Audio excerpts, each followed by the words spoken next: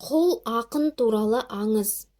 Ел аузындағы аңызға қарағанда құл ақын өте кедей болған. Сондықтан ол әрдайым өгізге мініп жүреді екен. Бірақ оның бір ерекшелігі өгізді келістіріп жабдықтап сәндеп мінеді екен.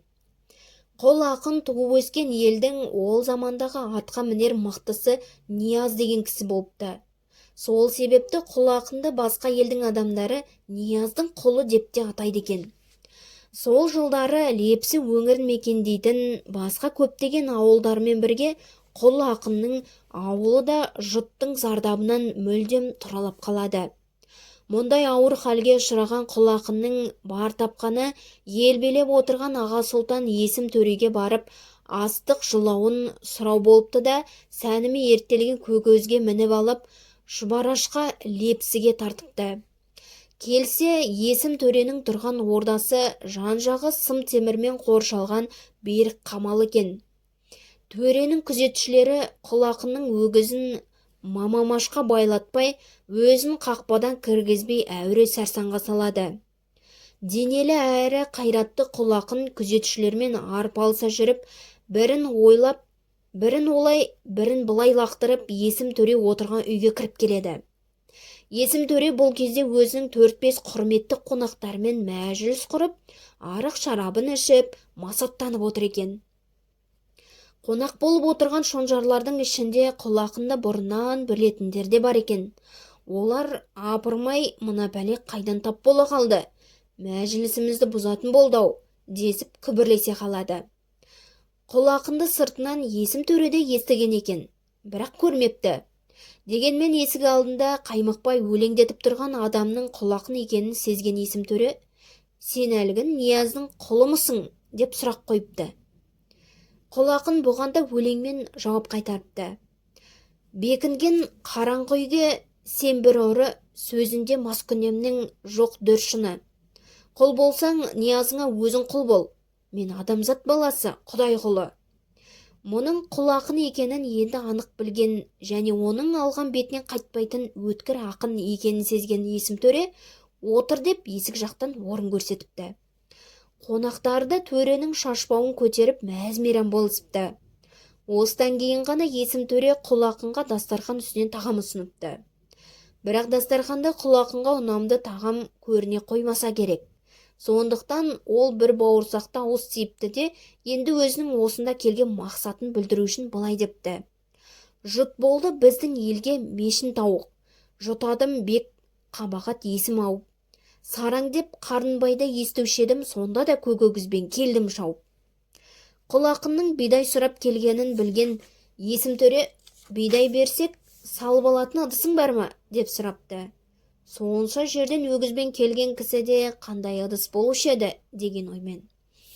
Құл ақын сары жорғаң жібекпенен өреленген, алдында алтын астау беде жеген. «Жадаға 2-3 дорба әкеліп ем, тақсырау менің әлім неге келген?» депті. Есім төре қызметкерлерін шақырып алып, құл ақынның жадағай дорбаларын тігіп, бидай салып қойыңдар, деп жарлық беріпті.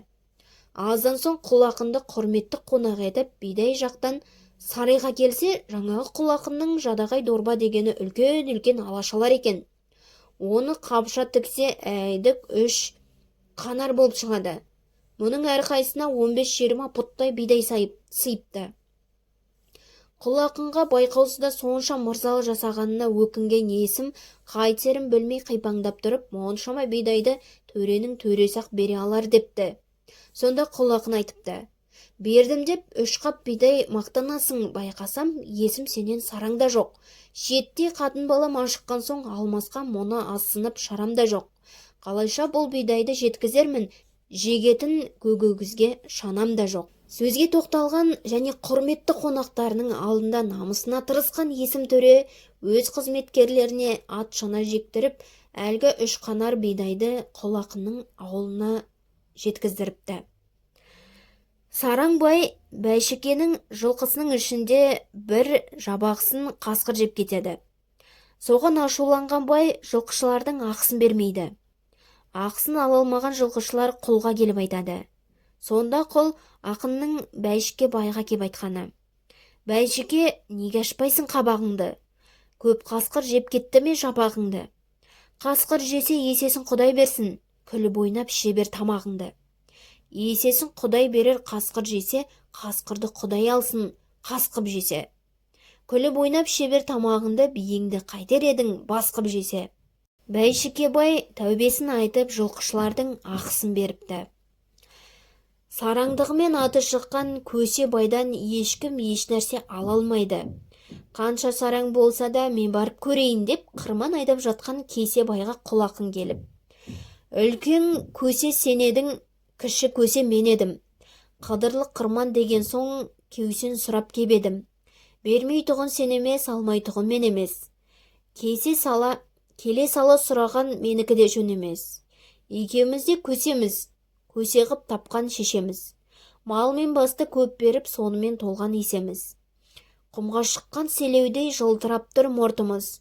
Көңіліміз өрге шапса да, солып қапта ортымыз. Бір қап тары бердағы, көсенің көзін құртыңыз деген екен. Амал таусылған бай айтылған сөзге жығылыпты.